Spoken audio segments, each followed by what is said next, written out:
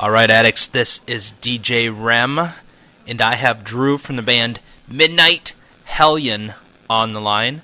Why don't you start by introducing the band, if you don't mind, brother? We have PJ Bellinghoff on lead vocals, Dan Scalavi on guitars, Bill Dritz on bass guitars, Nick T. Giovacchino on guitars, and myself, Drew Rizzo, on drums. Okay, and how long has Midnite Hellion been around?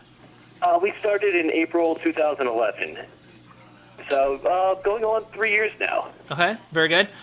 And what's going on with you guys right now? What do you guys have lined up?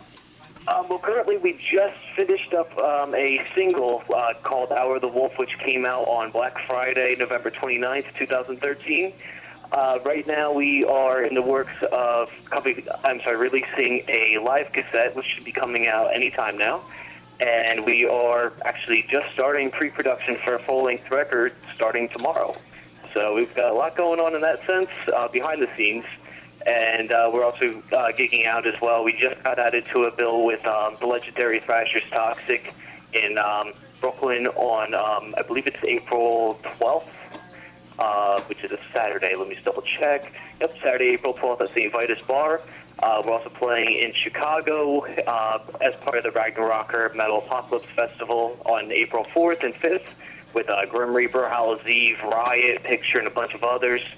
And we have our first local show in Philadelphia for the first time in about a year and a half at the Fire with Tungsten, Power Theory, and In the Presence of Wolves.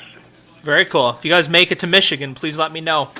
Definitely will do. Hopefully you can actually make the little trek over from Michigan to Chicago. That'd be cool. Yeah, that festival sounds like it's an amazing event. I need to go. Definitely, man. Definitely going to be one for the ages. So how did you guys get together in the beginning? What kind of brought this band together? Well, actually, I had actually just gotten dismissed from a previous band, and myself and the bassist of that band still wanted to work together. And at that time, we didn't have the time for both of us to do it. So I had gotten in touch with one of my former bandmates, Jaron Galino, who handled the bass guitars and the vocals. And he brought in a friend, Alex Kulik, who was the lead guitarist. That was the original lineup of Midnite Hellion. And we jammed out for a while. We actually did quite a bit within the first couple weeks. Already had half a record written, had a record label set up, some debut shows. Our first show was supposed to be opening up for Forbidden, which is going to be pretty fucking cool, having everything pretty rocking really quickly. Yeah, right. Unfortunately, Alex couldn't stay in the band for very long because he was in a couple other bands, and he was also in high school at the time still, too. So he's trying to juggle about 5 different workloads. And that wasn't happening, unfortunately. Right. So, my former bandmate, Amadeus Zajac, who was a bassist in the former band, he came in on lead guitars, and that was, I think that was May of 2011. And we had already known Dan Scalavi for many years, so he had come aboard. Sonny Zacchio came along, who was the second singer, because Jaron had expressed just playing bass at the time only. He didn't want to sing anymore. He just wanted to concentrate on doing the bass lines, all that rot. So Sonny had come in because we saw an ad on Craigslist. And that was that for that. And he came in, nailed the audition, asked him to join right away type of deal. And Bill Dritz was another friend as well who came along as Jaron could no longer commit either. So that was that, and that was 4th of July, 2011 was when that was finalized for the, I guess you could say, the second official lineup of Midnite Hellion, and it's pretty much everyone knew each other one way or another with the exception of Sonny. Very good. Well, I wish you guys success, and I hope you're able to keep the current lineup stable, because that'll definitely help along the way. Absolutely. Hopefully we can keep that intact, too. Definitely. It's just always been a matter of timing issues, really, unfortunately. So, so far everyone seems like they're in it for the long haul, and hopefully that will be the case. Yeah, definitely. Because we really do get along really well behind the scenes as well. So it's always been the case, too. It's always been a friend level as well as a professional level. Very good. So how often do you guys get together and practice on a weekly basis right now? Right right now, well, actually with PJ, we don't do it. We only do it once every week or every other week. We start every other week just because of the holiday schedule coming in and everyone's workload and personal lives getting a little bit more hectic. As she lives in Brooklyn and the rest of us are in Jersey, so it's a little bit more hectic for her to come out just because of everything that's going on with the holidays. So we would do stuff more locally on our own. We try to get together at least once or twice a week for actual band-related activities, whether it be rehearsing or writing. As a full band, we try to do once a week, and lately it's been every other week, but we're going to get back into the swing of once a week again as a full band. Yeah, very good. So here's a question for you specifically. What kind of influences have you had in your life that got you into music and made you want to do something like this? Pretty much anything and everything I've ever heard from a very young age. I grew up in a very, very musical household. My parents were both very into music and still are. My dad, his favorite band was The Who, so that was pretty much the be-all, end-all for me. With Right. Moon, just seeing videos of him playing and destroying the instruments, it was like, this is crazy, this is great. And the Beatles were my mother's favorite band, so I had pretty much anything and everything all over the spectrum of rock and roll just between those two bands. In my eyes, both of those bands pretty much bring every single genre of music into their records. So I think that was a pretty good, diverse beginning with that. So that really made me really want to do something just because of what I saw, what I heard. In regards to heavy metal, again, from my parents. My dad had Sabbath records. We also listened to Metallica when I was really young. Merciful Fate was something else, too, because there was a college radio station that spun all the underground stuff. My dad was into that stuff as well, so I got into that stuff at a pretty early age. But I don't know really what sparked it. If specifically, it's just been something that's always been there. Like I started playing musical instruments seriously around 6, 7 years old, as my mother taught me the piano. And then from then on, it's just always music. Right. Every little aspect of my life has always been music related. Well, that's very cool. And it's funny because you answered. My next question was going to be, where'd you get your musical talent from? You answered it. So good deal. Thank you. You're reading my mind ahead here.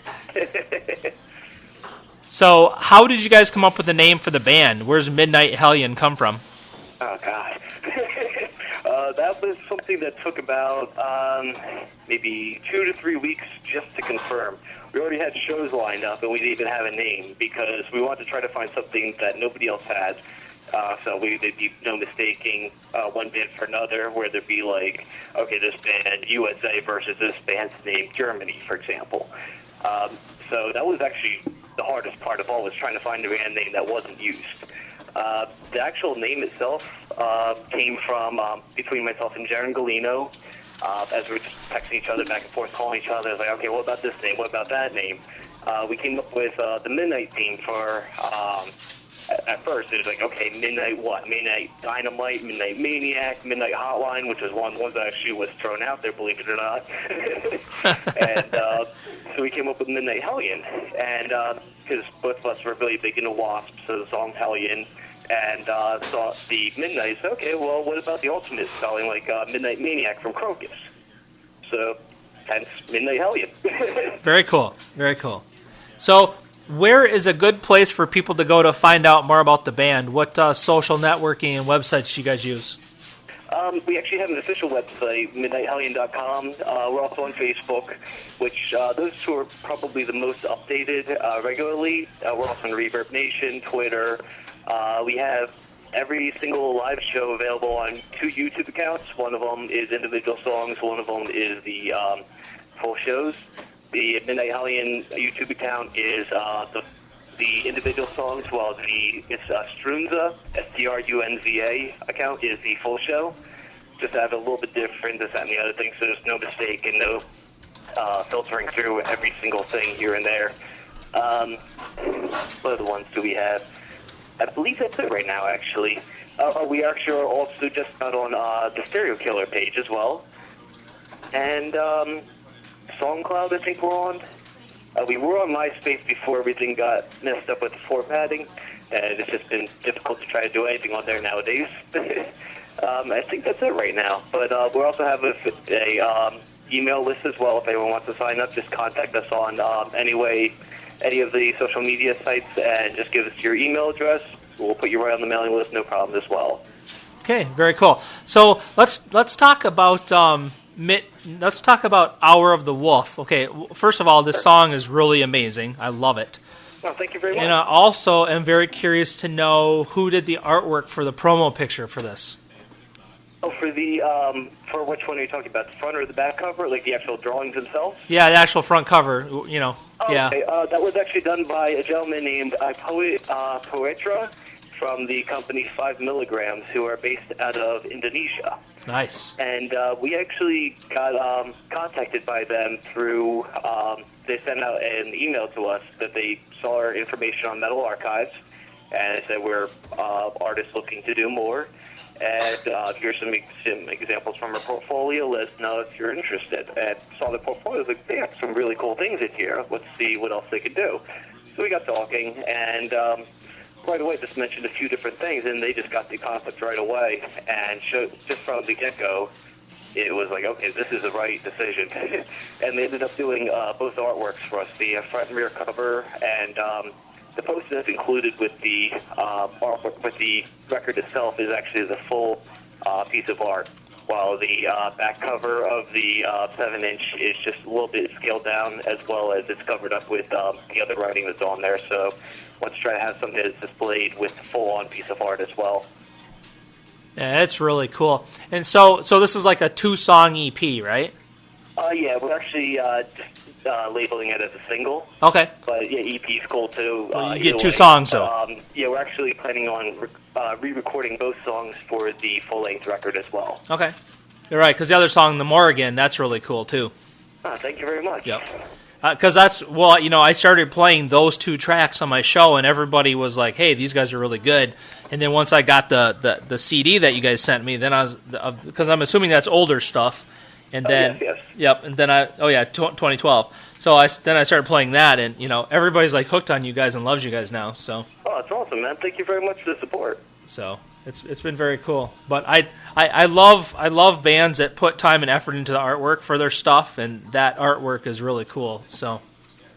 Much appreciated. We're very much in the old school mentality of thinking. In terms of like the layout, the artwork, all the direction, we want it to be like how it was for records we were growing up with. Yep, very good. Because it's like you sit there, you get a record or a CD, whatever, you get a cassette, and you sit down, you look at the artwork, you read the liner notes, etc., etc. And nowadays, it's like you can download the song or even you buy the album, and there's nothing to it. Right. Yep. So it's like we tried to bring back the feel of the old times. Right, and this is released on vinyl, right? I'm sorry, one more time? Was this released on vinyl?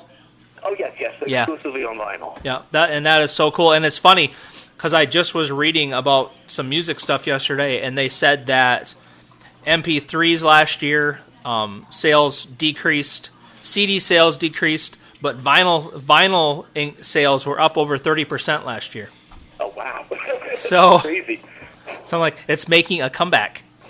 I knew that they were coming back, but I didn't realize that strongly. And I didn't realize that MP3 sales were declining as a result of that. That's awesome to hear that people are going back to the physical formats again. Yeah, no doubt in my mind. I love it. Definitely. So where did you guys record this at? Sex to come back. What's that? No, we need sex to come back full time too. Yeah. Where did you guys record this at? We recorded at in a town over from us in Ewing, New Jersey, with Len Carmichael. We actually recorded at his home studio. And he's actually, I'm not sure all the bands that are on his resume offhand, but he typically works with death metal bands and hardcore bands. The most, I guess you could say, heavier thrash metal band would be the band Swashbuckle. Yep. Who is actually how we got in touch with them, because we are from the same area. Swashbuckle, we're friends, and we run into each other all the time, type of deal.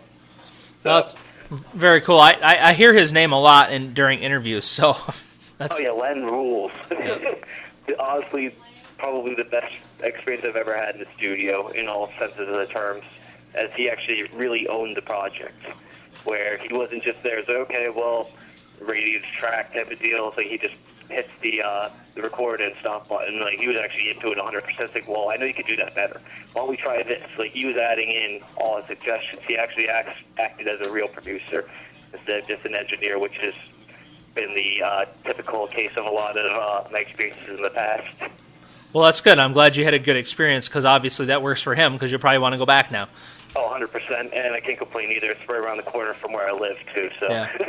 Well, and bottom line, though, it sounds really good, so, I mean, that's what's most important.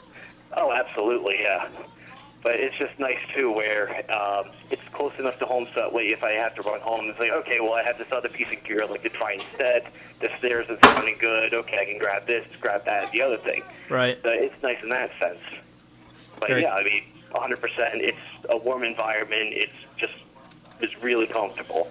Very, very pleased with everything regarding it, from pre-production through mastering. No bad times whatsoever, and we're actually looking to work with him again. Hopefully he has time for our project in this year, because we really want to work with him. We're really eager to work with him. We know that he had fun working with us, too, so everything was good. Okay, very cool. So here's a question specifically for you now. If I grabbed your iPod or MP3 player, however you like to listen to music, your record player, what bands would I find you listening to right now? Good question. In my car stereo, I think I have Blood Feast, Kill for Pleasure. I know I have Armored Saint, March of the Saint on recently.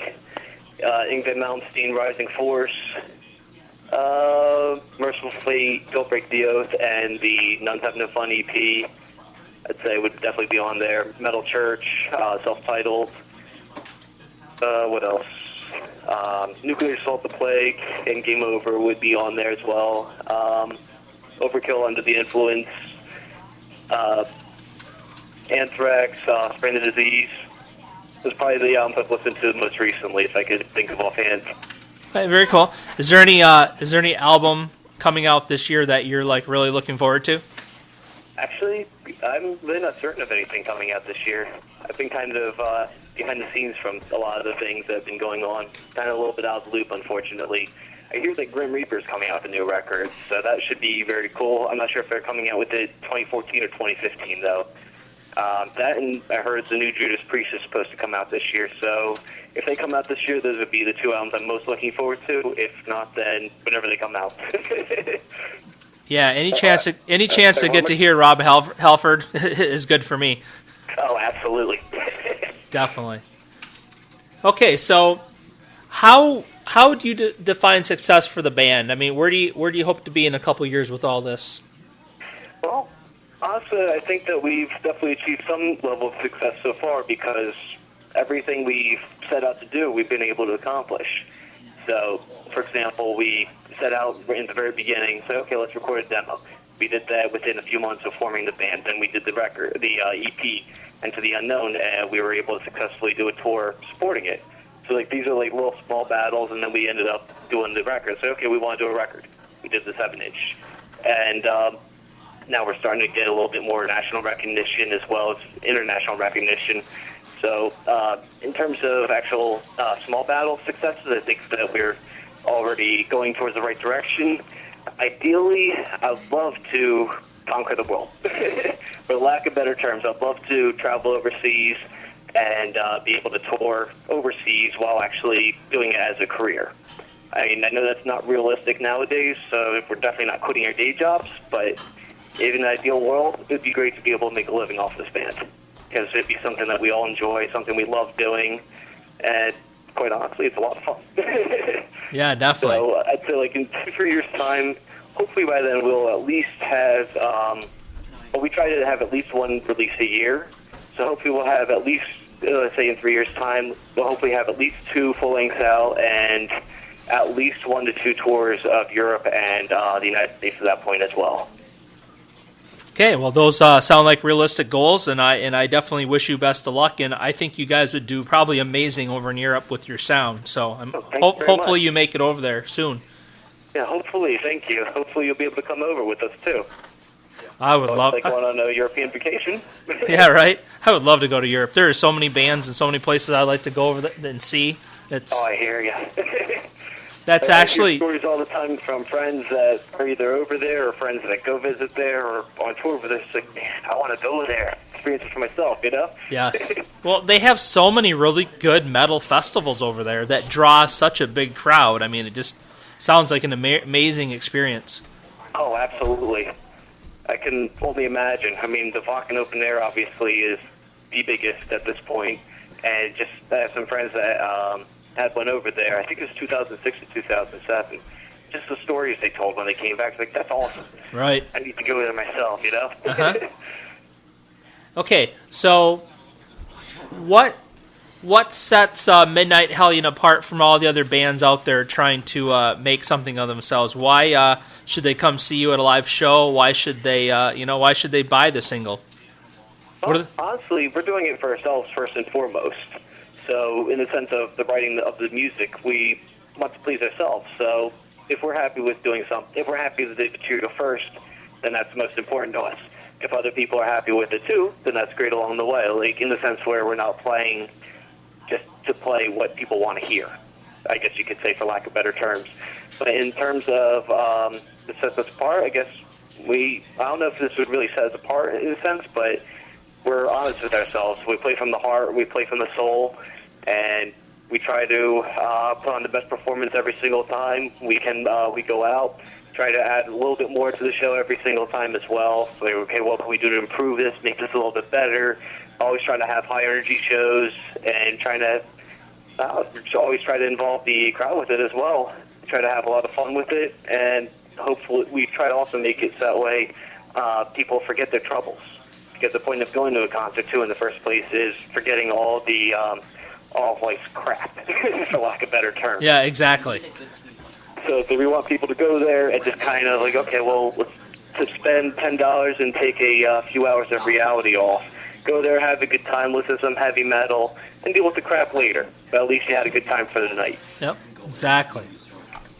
Okay, and I want to strongly encourage everybody that listens to the interview to check Midnite Hellion out on their Facebook page, check out their webpage, and also please, if you want to hear their tracks, obviously you can go to the Facebook page, but you can also come to rockaddictradio.com and request them, and the DJs will gladly play these guys for you because we think they kick ass. So thank you very much. So now the next question. Support. No, definitely not a problem. Couple things. Before I forget, I need to thank Clawhammer for hooking me up with you guys. Those guys rock, and so thank you to them. And we definitely need to say thank you to Clawhammer too. They've went above and beyond. In a very short time that we've been working with it so far, it's only been about 3 weeks now, and more than we could have ever imagined. Yeah, these guys work tooth and nail. I mean, I've even gotten emails from them on Christmas Day. Yeah, so they do not stop. They are great at what they do.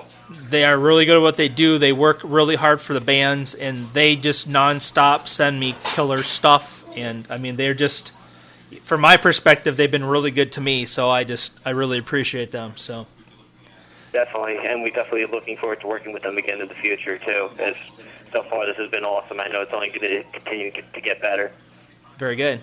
Okay, now comes the most important question of the interview, and it's probably a little bit unfair, but I got to ask anyways, is who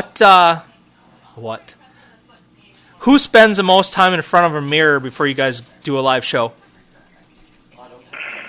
Well, we don't really wear too much like makeup or anything like that. We don't really primp ourselves, but I'd have to say, out of anyone, I'd say PJ, the singer, just because, not to sound stereotypical, but she's female. So I guess she cares the most about her appearance. For lack of better terms. Well, that's why I said it was kind of an unfair question, because whenever I talk to a band with a female in the band, they always get the blame for that one. I guess I'm kind of guilty of that as well too, because I wouldn't say in front of the mirror per se, but I'm always make sure well, actually, this is unfair to say, but we all make sure we're there showered, clean, freshly showered, freshly clean, all that crap, So I guess you could say that we always look presentable. So I guess you could say it's kind of even. Right. across the board. And none of us look like that we just rolled out of bed. All right. Well, that's a good thing. So, For the most part. If we're on tour, maybe a different story. well, right. You're right. You might just rolled out of the bus and, Exactly. But we always try to be clean and professional in that sense. Right. What's the craziest thing that's ever happened to you at a live show you've done? Oh, God. I think it was our second show we ever played. We were opening for Warbringer. And I had picked up this plastic fence from a Halloween shop. And as I saw King Diamond years ago, I don't know if you've ever seen King Diamond live before. I have not, but I mean, I've watched some of his videos. Okay, you know how he has the whole stage that he has like the fence in front of the band and everything like that? Uh-huh. So I found a plastic fence and I got inspired by it. I was like, hey, that'd be awesome, have that in front of the band, blah, blah, blah. So instead of it just being like a little stage set thing, the crowd got a little bit too into it. We had played, I think it was a cover of Die by the Sword. Yeah, it was Die by the Sword that night by Slayer. And as soon as we went into that one, people just, before that they were already going crazy. But then they start going bonkers. Like they were destroying the fence, throwing it all over the place. There's people smashing it in their faces. And we wish that we had camera behind the drums, so that way we facing the audience. That way we'd be able to record what we saw, because it was fucking crazy. It was hilarious, man. And it was just, by the time everything was done, it was like chaos. It looked like that the venue had gotten destroyed. So came in with a full fence, left with particles. That's funny. Thank you for sharing that story. I appreciate that. Oh, absolutely. Okay. Is there anything else you would like everybody to know about Midnite Hellion? Anything I haven't asked you that you want to make sure people know?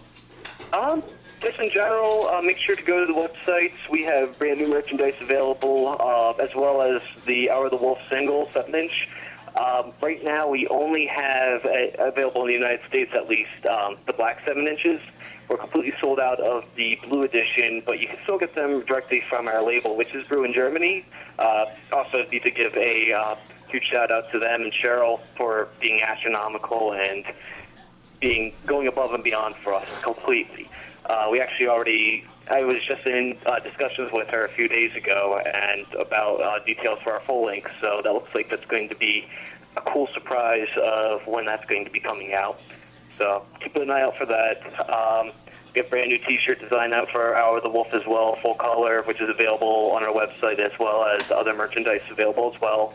Also like to thank you, Spencer, and Rock Addict Radio for spinning us, support, and just giving us the opportunity and taking the time to do the interview with us. It's really, really cool and really appreciate it. Yeah, not a problem whatsoever. Whenever I find a band that I get sent music to and I like, that's the very first thing that goes through my mind. I'm like, you know what? I want to talk to these guys, because it's one thing. I mean, it's amazing to get your music and get to spin it and all that stuff, but it's a whole nother level for me to actually get to talk to you and kind of find out what's going through the heads of the band. You know what I mean? Absolutely understood. Yeah, I definitely like that personal touch I get. So I appreciate you taking the time to talk to me. Oh, no problem whatsoever. I hope we definitely get to speak again soon. And hopefully you'll be able to make it out to the Ragnarocker show. And if not then, hopefully we'll be able to make it to Michigan sometime soon. Yep, one of those things has to happen for sure. Absolutely, my friend. Take care, brother. Oh, you too, bro.